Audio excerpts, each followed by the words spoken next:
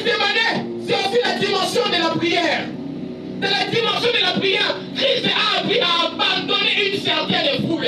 Le plus grand problème avec certaines personnes, tu veux prier, mais tu veux toujours prier en masse. Ah, il faut d'abord ta retraite, oui, mes frères. Il faut d'abord ta tu n'es pas d'abord arrivé. Lorsque Christ a compris, non, je dois laisser.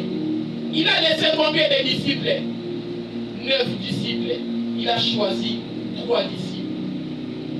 Et donc, la première dimension que nous devons faire, nous devons d'abord laisser ces disciples. Nous devons d'abord laisser ces choses. En d'autres termes, nous devons dicter la première dimension pour monter à la deuxième dimension. C'est quoi la première dimension?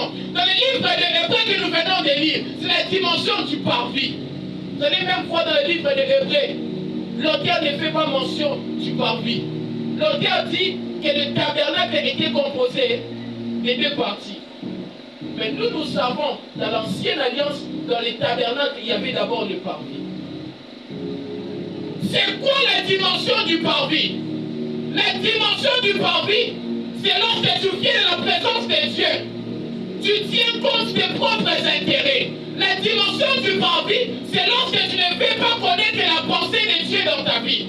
Mais la dimension du parvis, c'est lorsque tu veux que Dieu fasse ta propre pensée. C'est lorsque tu veux que Dieu fasse ta volonté. C'est ça la dimension du parvis.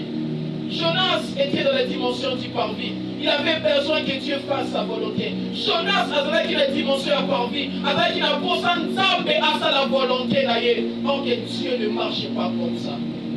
Quelqu'un me donne un amen. Dieu ne marche pas comme ça.